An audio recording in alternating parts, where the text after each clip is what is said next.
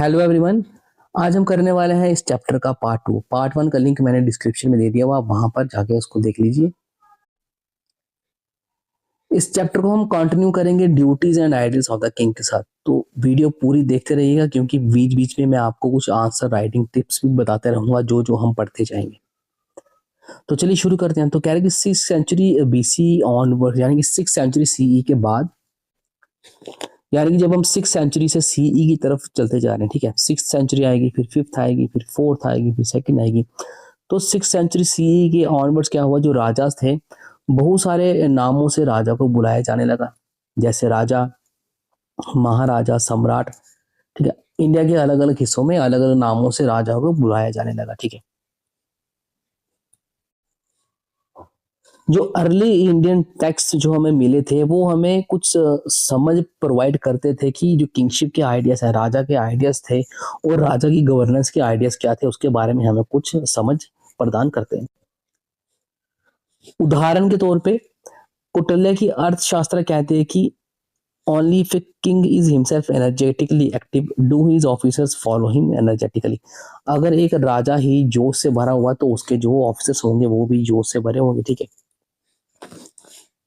फिर कह रहे कि यजुर्वेदा एक रेफरेंस दे रहा हमें कि जो ओथ कोरोनेशन हुआ करती थी, यानी कि राजा को जो शपथ दिलाए करते थे उसमें राजा को एडवाइस करते थे कि वो कमजोर और जो शक्तिशाली होंगे उनके साथ फेयर रहेगा, ठीक है, इम्पार्शल नहीं होगा और अपनी प्रजा को वो कैलेमिटी से बचाएगा, चाहे वो फ्लड्स हो, अर्थक्वेक्स हो, कोई महामारी आ जाए उनसे बचाएगा और लोगों के लिए अच्छा ही करेगा।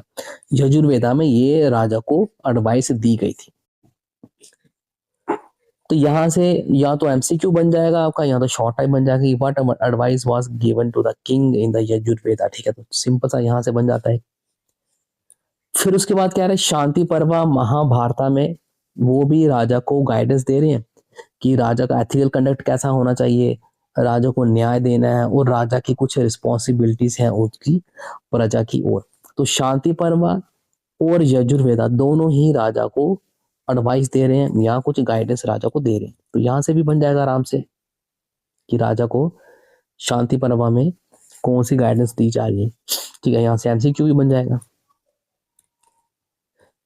फिर क्या है कि राजा की जो प्राइमरी रिस्पॉन्सिबिलिटी थी, सबसे पहले रिस्पॉन्सिबिलिटी क्या होती थी राजा की, कि वो अपने राज्य को एक्सटर्नल थ्रेट्स और जो इंटरनल डिसऑर्डर्स हैं उससे वो अपनी टेरिटरी को बचाएगा। ये थी राजा की प्राइमरी रिस्पॉन्सिबिलिटी। उसके बाद राजा की जो दूसरी रिस्पॉन्सिबिलिटी थी वो आ जाती, वो ये थी कि वो जस्टिस देगा हर केस में। जैसे अगर किसी ने किसी को किडनैप कर दिया है, रॉबरी कर दी है, चोरी कर दी है, या फिर जो कपल्स होते हैं वो एक दूसरे को धोखा दे देते हैं, ठीक है, उसको बोलते हैं एडल्ट्री। तो इन केसेस में राजा को जो है वो न्याय देना है। और पनिशमेंट होती थी सीरियस ऑफेंसेस के साथ। अगर किसी ने कोई सीरियस ऑफेंस किया उसके लिए पनिशमेंट भी थी, जैसे किसी ने अगर गाय को मार दिया या फिर धोखा दिया किसी ने, या किसी ने इंटॉक्सिकेंट लिकर का सेवन किया है, तो ये इस केसेस में पनिशमेंट होती थी। और कई बार तो हार्श पेनल्टीज भी राजा लगाता था और कई बार तो डेथ पेनल्टी भी राजा देता था, ठीक है। कैपिटल पनिशमेंट को कहते हैं डेथ पेनल्टी। फिर कह रहा है जो किंगशिप थी वो हेरिडिटरी थी जनरली, ठीक है। आमतौर पे किंगशिप हेरिडिटरी थी, यानी कि राजा की फैमिली से ही नेक्स्ट रूलर जो था वो चुना जाता था। लेकिन कह रहे कि ऐसी रेफरेंसेस भी हैं कि जो राजा थे वो या तो इलेक्टेड थे या कई बार राजा को एक्सपेल भी कर दिया जाता था प्रजा द्वारा। तो ऐसे ही हमने महाजनपद के टाइम में पढ़ी थी कि मोनार्क्स हुआ करते थे उसमें, और रिपब्लिक महाजनपद हुआ करती थी, ठीक है। और मोनार्की रिपब्लिक जनपद में क्या होता था, राजा हेरिडिटरी होता था और एब्सोल्यूट अथॉरिटी राजा के हाथ में थी, ठीक है। लेकिन रिपब्लिक महाजनपद में क्या था, राजा जो था वो हेरिडिटरी नहीं था और एब्सोल्यूट पावर भी राजा के हाथ में नहीं थी, ठीक है। राजा लोगों की एडवाइस से काम करता था और इस महाजनपद में राजा को एक्सपेल भी किया जा सकता था अगर वो अच्छे से काम नहीं कर रहा है। तो चलते हैं आगे। फिर कह रहे हैं कि ये भी जानना या फिर इसको भी नोट करना जरूरी है कि जो जियोपॉलिटिकल अवेयरनेस थी इंडियन मोनार्क्स की, वो सिर्फ उनकी खुद की बाउंड्री तक ही या खुद के किंगडम तक ही लिमिटेड नहीं थी, बल्कि पूरे के पूरे भारतीय सब कॉन्टिनेंट कॉन्टिनेंट तक उनकी जियो पॉलिटिकल अवेयरनेस थी राजाओं की, ठीक है। अब ये कह रहे हैं कि जियो पॉलिटिकल अवेयरनेस राजा जो थे वो कैसे एक्सप्रेस किया करते थे।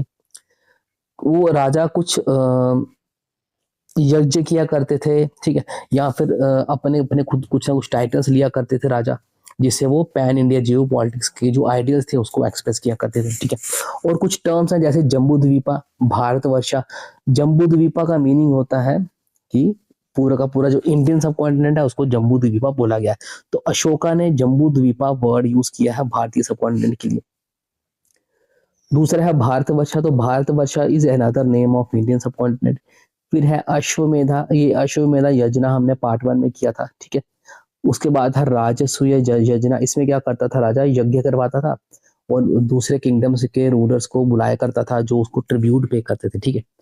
तो ये कुछ टर्म्स थी जिससे जियो पॉलिटिकल अवेयरनेस को एक्सप्रेस किया जाता था। फिर कह रहे हैं कि जो एग्जाम्पल के तौर पे जो मौर्यन रूलर था अशोका, इसने अपनी एक एडिक्ट में क्या स्टेट किया, इसने स्टेट किया कि अपनी जो एनर्जेटिक एक्सर्शंस थे इसके, ठीक है, उसने ये बताया कि अ, भारतीय जो जम्बू द्वीपा जो इंडियन सब कॉन्टिनेंट था इसमें काफी सारे चेंजेस आए स्पिरिचुअल लाइफ में, ठीक है। अब देखो, अब यहाँ पर अशोका ने वर्ड यूज किया है जम्बू द्वीपा, ठीक है। तो जम्बू द्वीपा यानी कि पूरे इंडियन सब कॉन्टिनेंट के लिए ये वर्ड यूज किया गया है। तो सिमिलरली कह रहे हैं कि जो अर्थशास्त्र है, ठीक है, वो भी क्या बता रही है कि उसने पृथ्वी का मीनिंग बताया। अर्थशास्त्र है, क्या मीनिंग बताया कि जो एरियाज हैं which lie between the Himavat and the sea, यानी कि अगर ये इंडियन सब कॉन्टिनेंट है तो इंडियन सब कॉन्टिनेंट के नॉर्थ में हिमालय है यहाँ पर, और साउथ में सी है, और ईस्ट वाली साइड भी अरेबियन, वेस्ट वाली साइड अरेबियन सी है, और ईस्ट वाली साइड बे ऑफ बंगाल है। तो अर्थशास्त्र ने इस एरिया को कहा है पृथ्वी, ठीक है। चलते आगे। फिर कह रहे ये जो आइडियल था कि पॉलिटिकल अथॉरिटी को एक्सप्रेस करने का पूरे के पूरे भारतीय सब कॉन्टिनेंट में, ये कंटिन्यू रहा लेटर पीरियड्स में भी, ठीक है। स्टार्टिंग में भी हमने देखा कि अशोका ने जम्बू द्वीपा वर्ड यूज किया।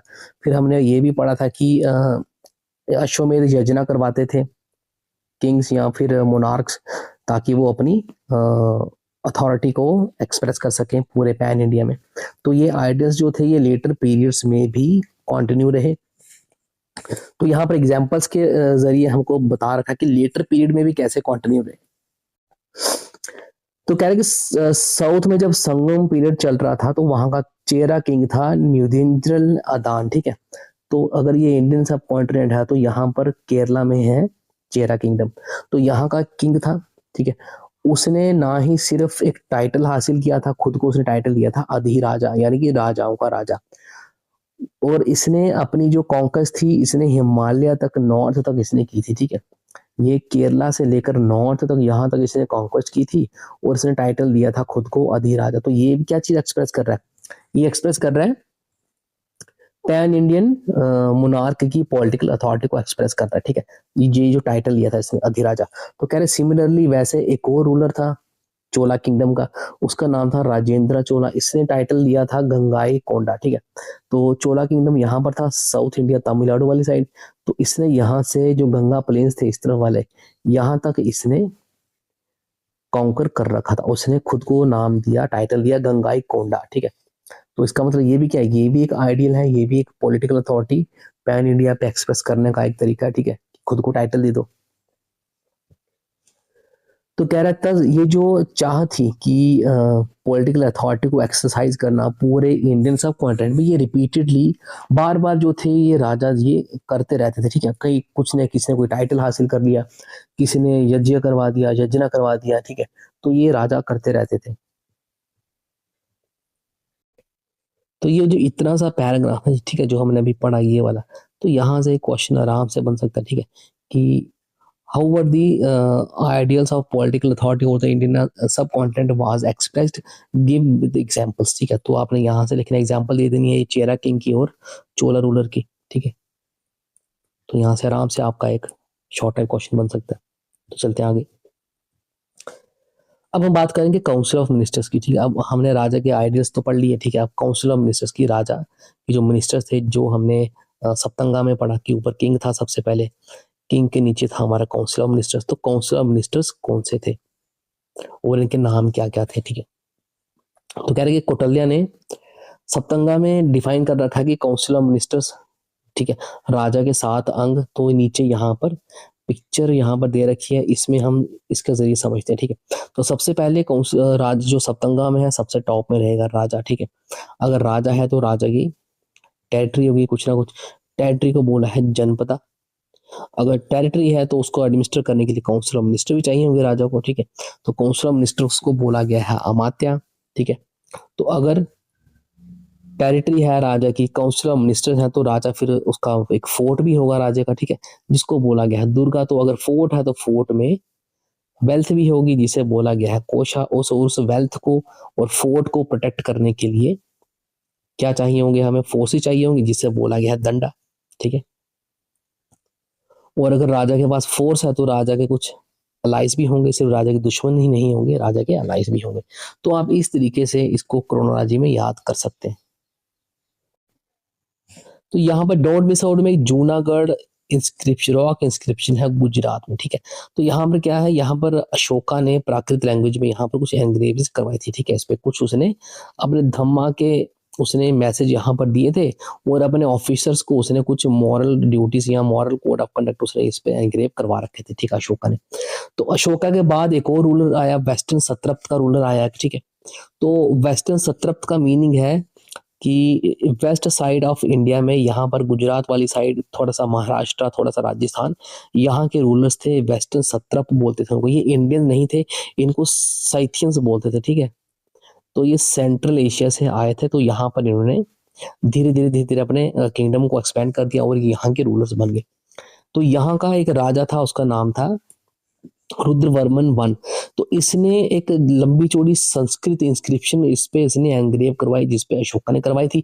उस पे उसने अपनी अचीवमेंट्स के, मिलिट्री अचीवमेंट्स के बारे में उसने एंग्रेविंग करवाई, और दूसरा उसने एंग्रेविंग करवाया कि उसने सुदर्शन लेक जो गुजरात में है उसको रिपेयर करवाया, ठीक है।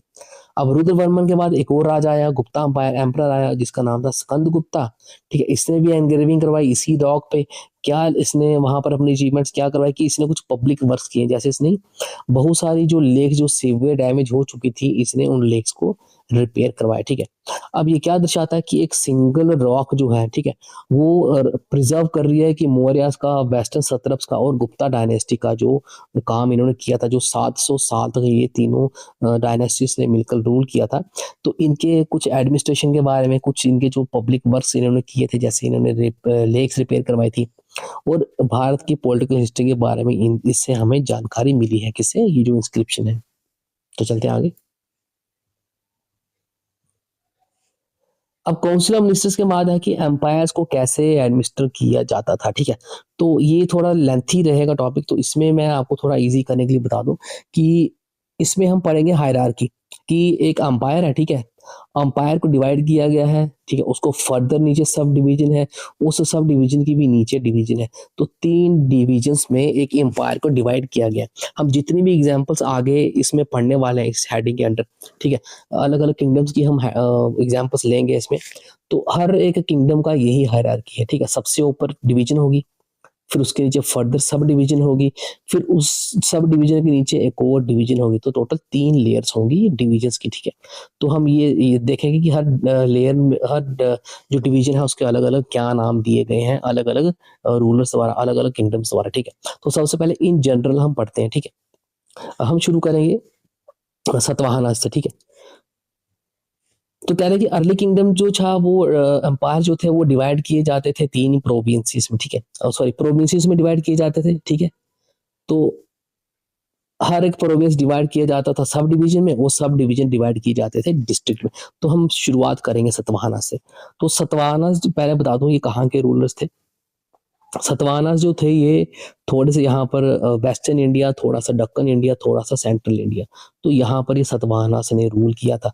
तो जब मौर्यन अंपायर बहुत वीक हो गया था, तो उसके बाद सतवाहना रूलर जो थे इन्होंने यहाँ पर किंगडम एस्टेब्लिश कर लिया। तो ये सतवाहनास वर मेनली ब्राह्मण्स, ठीक है। तो अभी हम बात करेंगे सेंट्रल इंडिया के आसपास का जो एडमिनिस्ट्रेशन सिस्टम था वो कैसा था, ठीक है। तो क्या रहा कि सतवाहनास के टाइम में जो एडमिनिस्ट्रेटिव डिविजन्स होती थी, ठीक है, उनको बोला जाता था आहारास। मीन्स अगर एडमिनिस्ट्रेटिव डिविजन्स मीन्स अगर ऊपर डिस्ट्रिक्ट है, डिस्ट्रिक्ट के नीचे विलेजेस हैं, ठीक है, विलेज के नीचे कुछ और है, तो उसको बोला गया था आहारास, ठीक है, एडमिनिस्ट्रेटिव डिविजन्स को बोला गया था आहारास। हर एक आहारा का एक रिस्पेक्टिव मिनिस्टर होता था जिसे बोला गया अमात्या। अब हर आहारा के नीचे क्या थे, विलेजेस थे, ठीक है। सपोज एक उन्होंने डिवीजन को बोल दिया आहारा, ठीक है। पहली डिवीजन क्या है, आहारा। हर आहारा का एक मिनिस्टर होगा जिसे बोल दिया अमात्या। आहारा के नीचे क्या है, विलेजेस है, सॉरी, हाँ, आहारा के नीचे क्या है, विलेजेस है। और हर विलेज का एक क्या होगा, हेडमैन होगा जिसे बोला जाएगा ग्रामिका, ठीक है। लेकिन सुप्रीम अथॉरिटी किसके पास होगी, राजा के पास रहेगी। चाहे वो डिवीजन लेवल पे हो, चाहे वो लोअर लेवल पे हो, यानी कि विलेज लेवल पे हो, राजा की ही चलेगी, ठीक है। यहाँ पर कोई भी डिसेंट्रलाइजेशन पावर का वर्ड यूज नहीं किया गया, ठीक है। यानी कि सतवाहनास में राजा ही विलेजेस को एडमिनिस्टर कर रहा है और राजा ही जो अपर डिविजन्स थे उनको एडमिनिस्टर कर रहा है, ठीक है। फिर क्या है कि कुछ जो डिवीजन होती थी, जो जनरल एडमिनिस्ट्रेशन होता था, उसको कौन चलाया करता था, ऑफिसर्स चलाया करते थे जो कि लोकल लेवल और प्रोविंशियल लेवल पे काम करते थे, ठीक है। चलाते वो थे लेकिन इंस्ट्रक्शन सब राजा की हुआ करती थी। उसके बाद डिस्ट्रिक्ट गवर्नर हुआ करते थे जिसे बोला गया है प्रदेशिकास, जिनकी जिम्मेदारी थी जुडिशियल और एडमिनिस्ट्रेटिव फंक्शंस, इनकी जिम्मेदारी थी इनकी प्रदेशिकास की। उसके बाद क्या है, ये जो डिस्ट्रिक्ट गवर्नर्स थे यानी कि जो प्रदेशिकास थे, ये डिसीजन लेते थे कुछ ना कुछ, लेकिन सबसे पहले ये कंसल्ट करते थे बैंकर्स को, ठीक है। अलग अलग रेजिडेंट्स को ये कंसल्ट करते थे। बैंकर्स हो गए, कारमा लीडर्स हो गए, आर्टिजन्स और स्क्राइब्स। अब बैंकर्स क्या है, बैंकर्स वो लोग थे जो these were the people, money lender people, जो लोग लोन देते थे, ठीक है, ये थे बैंकर्स। कारमा लीडर कौन हो गए, जो लोग, जो पिलग्रिम्स हुआ करते थे, जो लोग ट्रैवल करते थे, उनसे उन ये लोग टैक्स वसूला करते थे, ठीक है, वो थे कारमा लीडर्स, ठीक है। जैसे कि पिलग्रिमेज जो करते हैं उनका लीडर हो जाएगा, ट्रेडर्स हो गए, मर्चेंट्स हो गए, उनका लीडर हो गए, ठीक है। तो ये थे कार्मा लीडर्स। आर्टिजन्स और स्क्राइब्स, स्क्राइब्स यानी कि जो लोग ऑफिशियल डॉक्यूमेंट्स लिखते थे उनको बोला गया स्क्राइब्स। तो इनकी सलाह लेकर ही कुछ ना कुछ डिसीजन ये लोग लिया करते थे। फिर कह रहे इन एडिशन, अब डिस्ट्रिक्ट्स के बाद क्या हुआ, सिटीज हुआ करती थी और सिटीज में खुद के गवर्नर्स हुआ करते थे जिनका काम था रेवेन्यू कलेक्शन और लॉ एंड ऑर्डर को मेंटेन करना, ठीक है। अभी हमने क्या चीज पढ़ ली यहाँ पर, हमने पढ़ लिया यहाँ पर सबसे पहले सतवाहनास का आहारास, ठीक है, जिसे बोला गया है एडमिनिस्ट्रेटिव डिवीजन। आहारस का एक लीडर होगा, हर आहारा का लीडर होगा जिसे बोलेंगे अमात्या। आहारा के नीचे आ जाएंगे विलेजेस, विलेजेस का भी एक हेडमैन होगा जिसे बोला जाएगा ग्रामिका, ठीक है। लेकिन सुप्रीम अथॉरिटी रहेगी राजा के पास। अब क्या है, जो बोथ प्रोविंशियल लेवल पे और विलेज लेवल पे, ठीक है, ऑफिसर्स होंगे, ठीक है, और जिनको बोला, और ऑफिसर्स होंगे जो कि कुछ ना कुछ काम करेंगे, और डिस्ट्रिक्ट गवर्नर्स हुआ करेंगे, ठीक है, जिन्हें बोला जाएगा प्रदेशिका, जिनका काम होगा जुडिशियल और एडमिनिस्ट्रेटिव फंक्शन, ठीक है।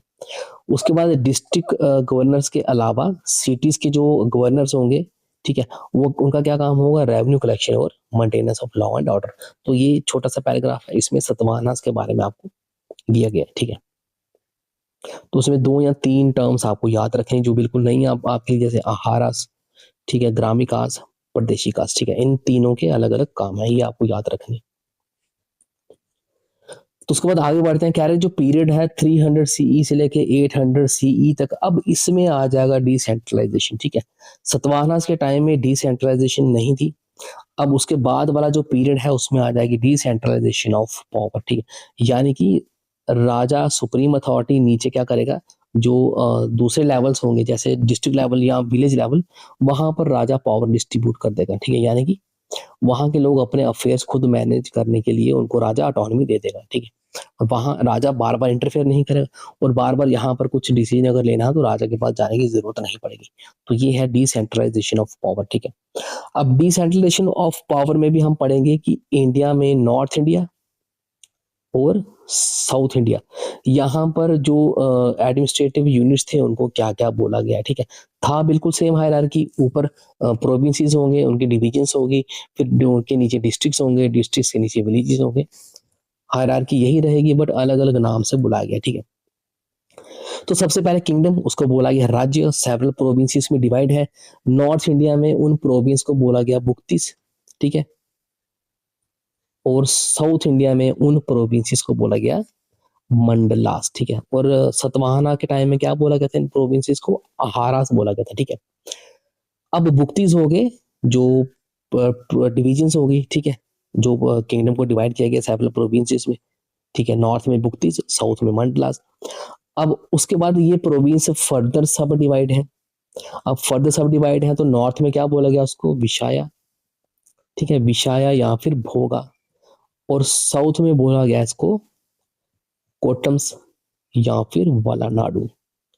तो आप ऐसे ही एक माइंड मैप बना लीजिए इसका, तो आपको याद रह जाएगा कि साउथ में और नॉर्थ में क्या क्या बोला गया, ठीक है। अगर आप माइंड मैप ऐसे बना लोगे इस तरीके से डिवीजन करके कि नॉर्थ में क्या बोला गया? भोगा, ठीक है, और साउथ में क्या बोला गया? मंडलम।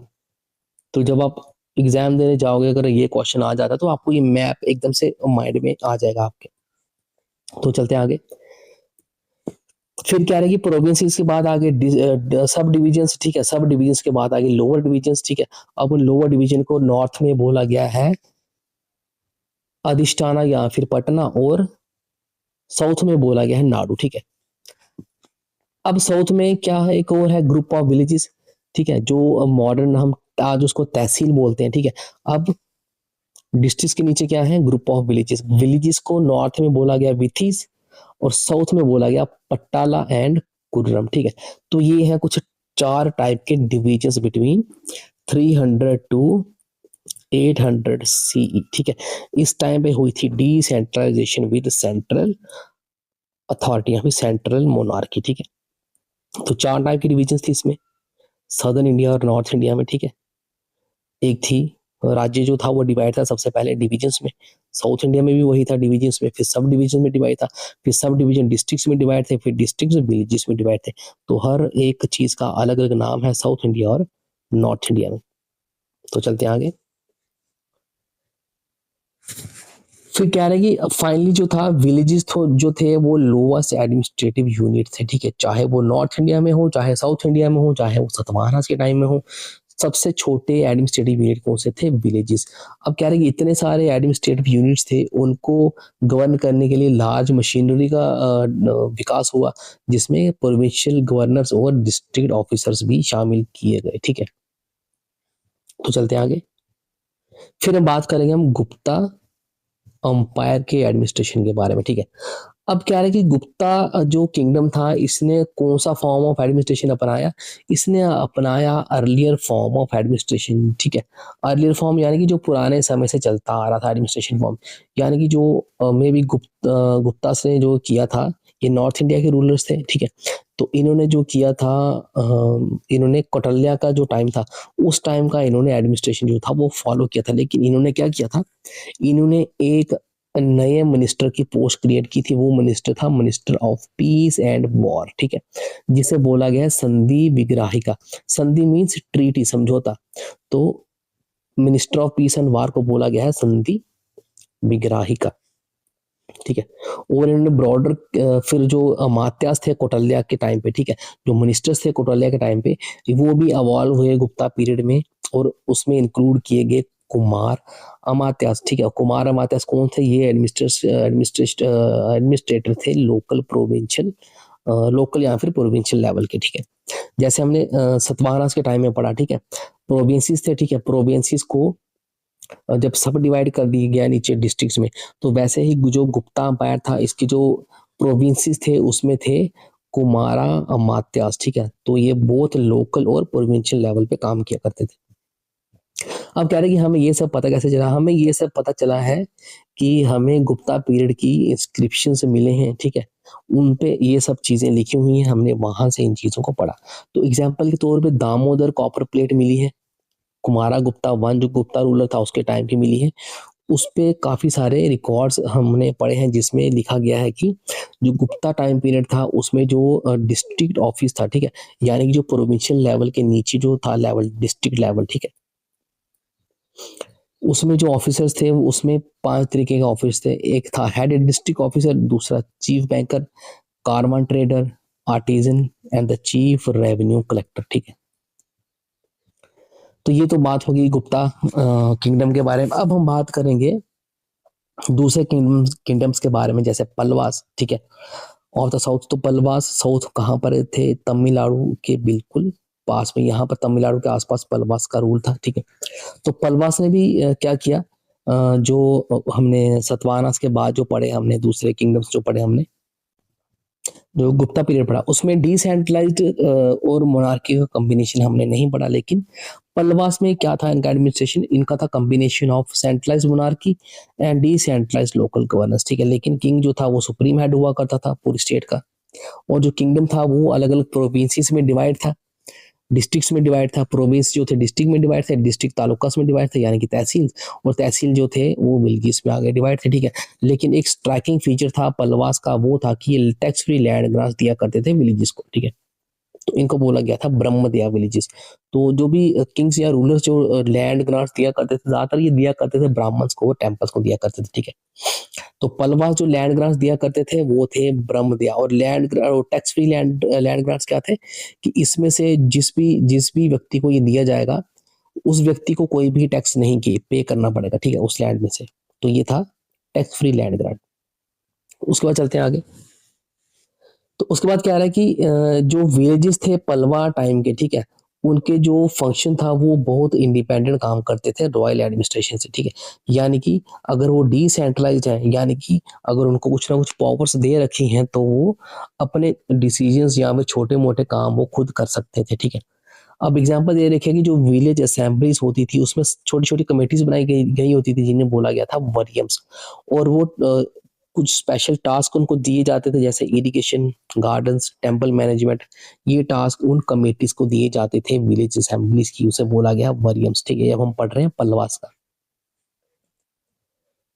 फिर उसके बाद क्या रहा है कि चुलक्केस के बारे में पढ़ते हैं हम। तो कह रहे हैं लाइक देयर कंटेम्पररीज द चुलक्केस। कंटेम्पररी मींस उनके साथ ही चुलक्के डायनेस्टी थी। यहाँ पर हम देखते हैं मैप में नीचे, ये रही पल्लवा डायनेस्टी और यहाँ पर है चुलक्यास, ठीक है।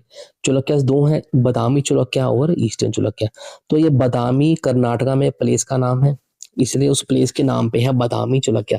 तो सबसे पहले जो चुलक्या रूलर थे वो बादामी रूलर्स थे, ठीक है। These are the original rulers. अब ये ईस्टर्न चुलक्या कैसे बन गए? बादामी रूलर का एक रूलर उसने क्या किया, यहाँ पर जो ईस्टर्न पार्ट थे इंडिया के, जिसमें आंध्र प्रदेश और तेलंगाना आज का मौजूद है, यहाँ पर इसने अपने कब्जे में उनको ले लिया, और यहाँ पर इसने क्या किया, अपने भाई को बिठा दिया। तो उसके भाई ने क्या किया, बाद में यहाँ पर इंडिपेंडेंट रूल अपना एस्टेब्लिश कर लिया। तो इसलिए ये दोनों अलग अलग नामों से चुलक्या जो है ये जाने गए हैं। बादामी चुलक्या और ईस्टर्न चुलक्या दोनों का अलग अलग रूलर था, ठीक है, थे दोनों आपस में ब्रदर्स स्टार्टिंग में। तो कह रहे जो चुलक्यास थे, अब इनकी एडमिनिस्ट्रेशन हम पढ़ते हैं, ठीक है।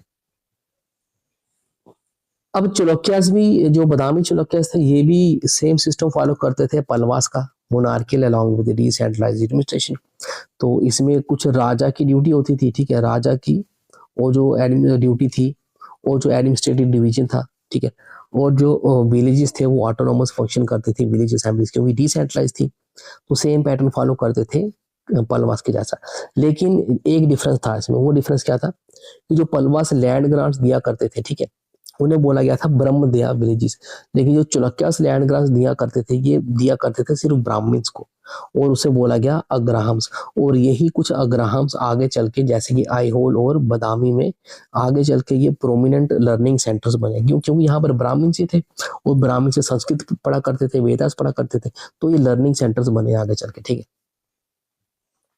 फिर उसके बाद हम अगली डायनेस्टी की तरफ बढ़ते हैं, वो है गुर्जरा प्रतिहारा डायनेस्टी। ये नॉर्थ इंडिया में रूल करती थी, ठीक है, और थोड़े पार्ट ऑफ वेस्ट इंडिया में। तो ये गुर्जरा प्रतिहारा, ये एक ही नाम है, ये दो अलग अलग डायनेस्टीज के नाम नहीं है, ठीक है, एक ही डायनेस्टी है। तो इनकी कैपिटल थी कन्नौज, जो है मॉडर्न डे यूपी। अब कन्नौज एक बहुत इंपॉर्टेंट साइट बन गई थी बहुत सारे किंगडम्स के लिए, क्योंकि ये थी मेन सेंटर ऑफ लर्निंग वगैरह, सब कुछ यहाँ पर काफी अच्छे से फ्लरिश हो रहा था, क्योंकि ये गंगा प्लेन्स के अराउंड ये कन्नौज था यूपी पूरा फर्टाइल लैंड था यहाँ पर, और वैदिक कल्चर भी यहाँ डेवलप हुआ। तो यहाँ पर लड़ते रहते थे इसको हासिल करने के लिए किंगडम्स, ठीक है। तो एक ऐसी स्ट्रगल है, उसको बोला गया है स्ट्रगल ऑफ कन्नौज, जिसको बाद में बोला गया ट्राईपार्टाइट स्ट्रगल, क्योंकि इसमें तीन मेजर पावर्स लड़ रही थी आपस में। एक तो वहां के रूलर्स लड़ रहे थे, जो थे गुर्जरा प्रतिहारस, दूसरे थे पालास, और तीसरे थे राष्ट्रकूटास, ठीक है। अब यहाँ पर मैप में हम देखते हैं कि पालास ये सब कहाँ करते, ठीक है। तो ये है यहाँ पर गुर्जरा प्रतिहारास, ठीक है, कुछ पार्ट ऑफ वेस्टर्न इंडिया और यूपी। और ये है पाला डायनेस्टी, तो ये रूल करती थी मोस्ट ऑफ बिहार बंगाल वाली साइड। और ये रहे राष्ट्रकूटास, ठीक है, तो ये रूल करते थे कुछ parts of western India and कुछ पार्ट ऑफ सेंट्रल इंडिया। तो ये यहाँ पर कन्नौज एरिया ये वाला, तो इसके लिए ये लोग लगातार लड़ते रहते थे, क्योंकि यहाँ पर रिवर्स फ्लो करती है गंगा, फर्टाइल लैंड है यहाँ पर, तो इसके लिए लड़ते रहते थे। चलते आगे। तो कह रहा अब ये जो तीनों जो किंगडम्स थे, राष्ट्रकूटा, गुजरा प्रतिहार और पालस, तो इन तीनों का सेम पैटर्न था एडमिनिस्ट्रेशन का, ठीक है। तो क्या था कि mix of monarchy and decentralised administrative units, जिसमें प्रोविंसेस होते थे, प्रोविंसेस आगे डिस्ट्रिक्ट में डिवाइड थे, डिस्ट्रिक्ट विलेज में डिवाइड थे, और विलेज जो था वो smallest unit of administrative unit था, जो था सेल्फ रिलायंट यानी आत्मनिर्भर और ऑटोनॉमिस था। क्यों?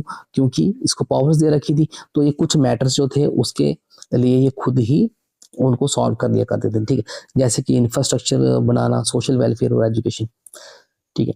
तो उसके बाद है चोला की बारी आती है। अब चोला किंगडम जो था ये साउदर्न इंडिया में पावरफुल किंगडम था। चोला किंगडम कहाँ पर था? तमिलनाडु के आसपास साउथ इंडिया में, यहाँ पर था चोला किंगडम, ठीक है। अब कह रहा है कि चोला किंगडम का एक फेमस किंग था करिकाला, इसको आपने कह रहा है कि प्रीवियस ग्रेड्स में पढ़ा होगा। अब कह रहा है हम लेटर चोलास के बाद में बारे में पढ़ेंगे, तो ये थोड़े पहले का रूलर था, उसके बाद के रूलर्स के बारे में हमने अब पढ़ना है, ठीक है। तो कह रहे जो लेटर चोलास थे 9th to 11th century CE, इनको बोला गया इंपीरियल चोलास, ठीक है। अब कह रहे कि ये जो इंपीरियल चोलास थे इनके पास बहुत एक इफेक्टिव एडमिनिस्ट्रेटिव रेवेन्यू सिस्टम था, ठीक है, रेवेन्यू सिस्टम बहुत जबरदस्त था इंपीरियल चोलास का। तो कह रहे जो दूसरे अंपायर्स थे इस पीरियड के, चोला एम्पायर जो था ये डिवाइड था मंडलम्स में, प्रोविंसेस में, ठीक है, और मंडलम आगे डिवाइड थे वालानाडुस में, और वालानाडु डिवाइड थे नाडु में, जिसे बोला गया ग्रुप ऑफ विलेजेस, और नाडुस आगे डिवाइड है उर्स में, जिसे बोला गया है इंडिविजुअल विलेज। तो जब हम स्टार्टिंग में ये पढ़ रहे थे हमने यही पढ़ा था ना, जब शुरुआत की थी चैप्टर की थी, नॉर्थ इंडिया में और साउथ इंडिया में सेम टाइप की डिवीजन फॉलो किया करते थे, बट नाम अलग अलग हुआ करते थे, ठीक है ना। तो यहाँ पर नाम ही अलग अलग दे रखे हैं इन्होंने। तो चोला किंगडम में क्या था एक बार फिर पढ़ लेते हैं।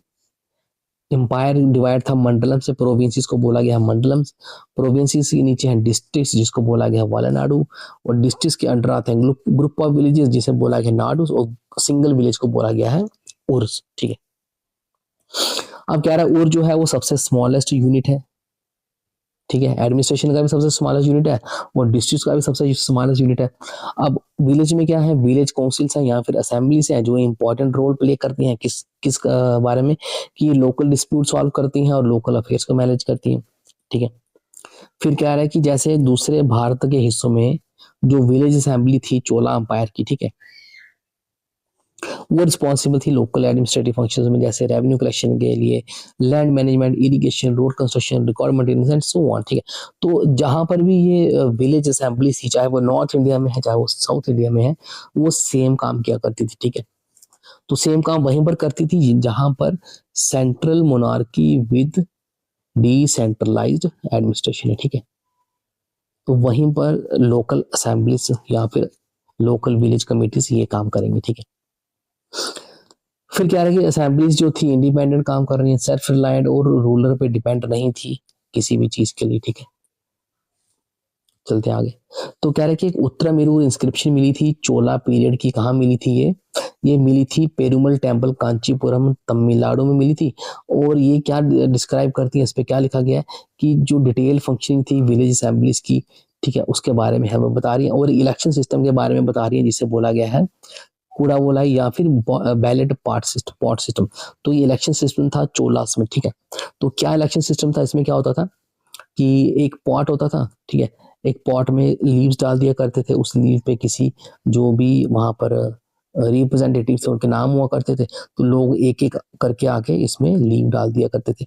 तो फिर क्या होता था जब ये इलेक्शन हो जाता था, फिर इसको क्या करते थे लेके आके पब्लिक के सामने, पब्लिकली टेंपल में किसी या किसी कम्युनिटी के सामने इसको एक एक करके एक लड़के को बुला के बोलते हैं लीव्स निकालते थे, काउंटिंग करते थे, और जो जीत जाते थे उनको कुछ ना कुछ ये लोग काम दिया करते थे, रिस्पॉन्सिबिलिटीज दिया करते थे।